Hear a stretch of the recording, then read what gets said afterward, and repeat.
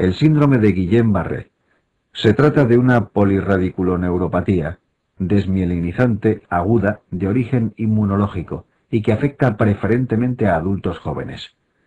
En más de 2/3 partes de los casos hay antecedentes de infección viral respiratoria o gastrointestinal. Recientemente, el Campylobacter jejuni ha sido descrito en pacientes con Guillain-Barré y antecedentes de gastroenteritis. Cursa con un cuadro de tetraparesia fláccida y arrefléxica, con escasos síntomas sensitivos. No suele haber afectación esfinteriana. En la mayoría de los casos, la debilidad se inicia en los miembros inferiores y asciende progresivamente para afectar la totalidad corporal. Es típica la disociación albuminocitológica y en las fases iniciales las velocidades de conducción motoras distales suelen ser normales y es de mayor valor la abolición de la onda F que valora la conducción motora proximal, siendo el primer signo diagnóstico. El tratamiento consiste en el soporte de las funciones cardiorrespiratorias con prevención de las infecciones intercurrentes. Debes recordar que la polineuropatía desmielinizante inflamatoria crónica presenta grandes diferencias con respecto al síndrome de Guillain-Barré. Observa la tabla de la diapositiva. Repasa con las siguientes preguntas los conceptos más importantes. Repasa con las siguientes preguntas los conceptos más importantes. La distrofia miotónica de Steinert es una enfermedad con herencia autosómica dominante, transmitida a través de un gen anómalo localizado en el brazo largo del cromosoma 19 que codifica la miotonina proteinquinasa. El defecto genético es la repetición de un trinucleótido expandido, CTG, en dicho cromosoma, por lo que se produce fenómeno de anticipación. La enfermedad debuta en la segunda-tercera década, con debilidad en la musculatura facial, flexora del cuello y distal de los miembros y atrofia de musculatura facial, maseteros y músculo temporal. Es característico el fenómeno miotónico en las manos, párpados y lengua, con una dificultad para la relajación muscular que típicamente mejora con el ejercicio repetido y empeora con el frío. Asocia deterioro intelectual, hipersomnia, calvicie frontal, cataratas subcasulares, atrofia gonadal, insuficiencia respiratoria por debilidad de la musculatura respiratoria, resistencia a la insulina, alteraciones gastrointestinales y cardiopatía con alteración del sistema de conducción. Se trata de uno de los motivos de consulta más frecuente en nuestro medio. La cefalea es generalmente un síntoma benigno y solo ocasionalmente es manifestación de una enfermedad seria, como meningitis, hemorragia subaracnoidea, tumores o arteritis de la temporal. El primer objetivo ante un paciente con cefalea es descartar estas patologías.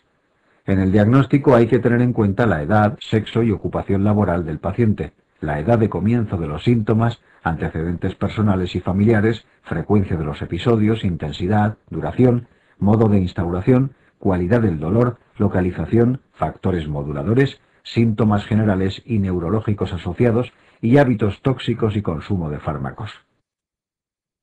Las manifestaciones de alarma en una cefalea se resumen en la siguiente tabla. La cefalea tensional es el tipo de cefalea más frecuente y predomina en la mujer.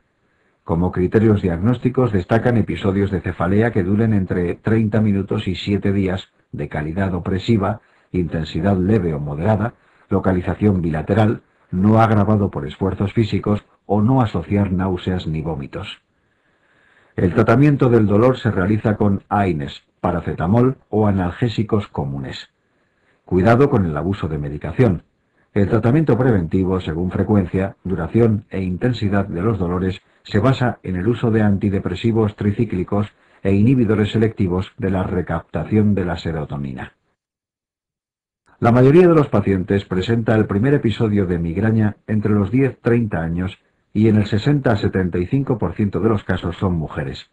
Existe una predisposición hereditaria.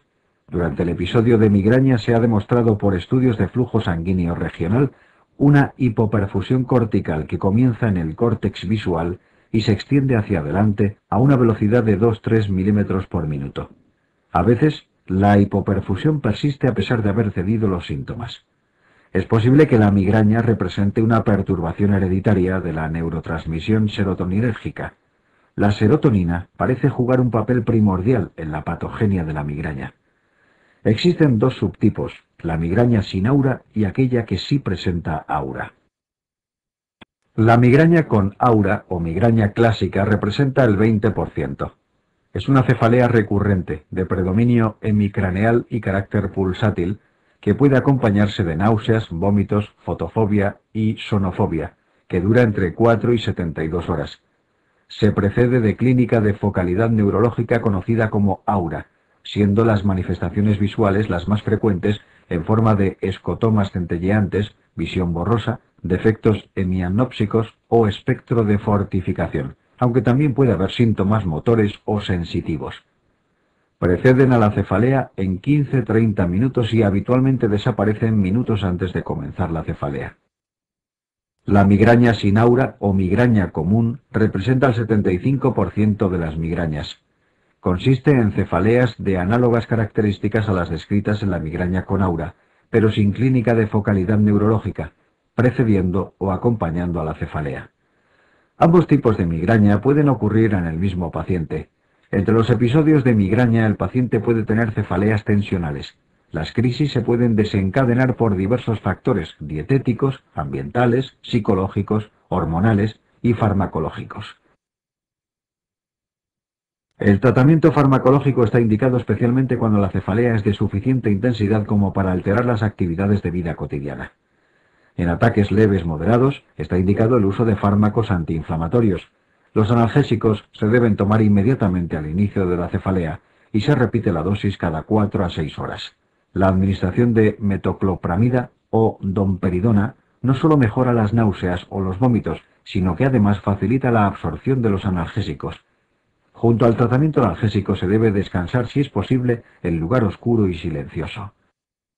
Para cefaleas moderadas severas, se considera que la terapia de elección son los triptanos, fármacos agonistas de receptores serotoninérgicos con acción vasoconstrictora y de disminución de la inflamación alrededor de los vasos. Estos fármacos están contraindicados en caso de cardiopatía isquémica e hipertensión arterial no controlada. La ergotamina es una alternativa terapéutica a los triptanos en caso de migraña moderada severa. Las enfermedades de la placa motora incluyen fundamentalmente la miastenia gravis, trastorno postsináptico, y el síndrome miasténico de Eaton-Lambert, y botulismo, trastornos presinápticos. La miastenia gravis se trata de un trastorno autoinmune que cursa con debilidad y fatigabilidad de la musculatura esquelética. Globalmente afecta más frecuentemente a mujeres, puede darse en todos los grupos de edad, con un pico de incidencia en las mujeres entre la segunda y tercera décadas, y algo más tardío en los hombres.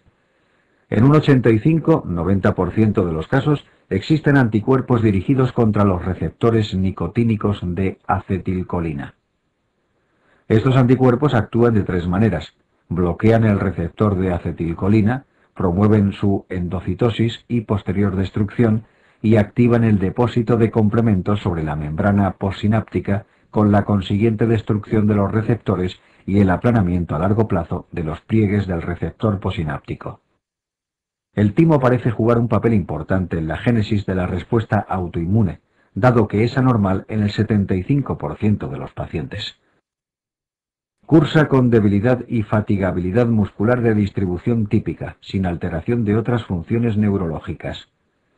Las características que marcan el diagnóstico de esta enfermedad son el carácter fluctuante de la debilidad, con empeoramiento tras el ejercicio y mejoría con el reposo o el sueño.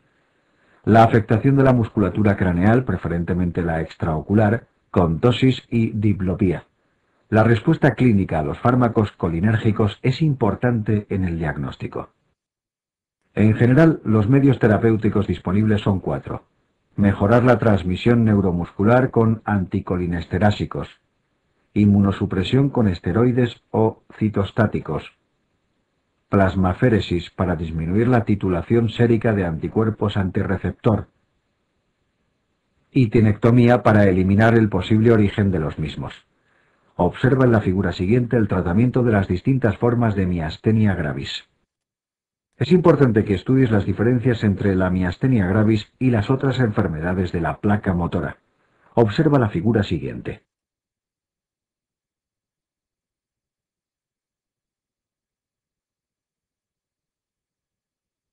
Es importante que estudies las diferencias entre la miastenia gravis y las otras enfermedades de la placa motora. Observa la figura siguiente. Repasa con las siguientes preguntas los conceptos más importantes.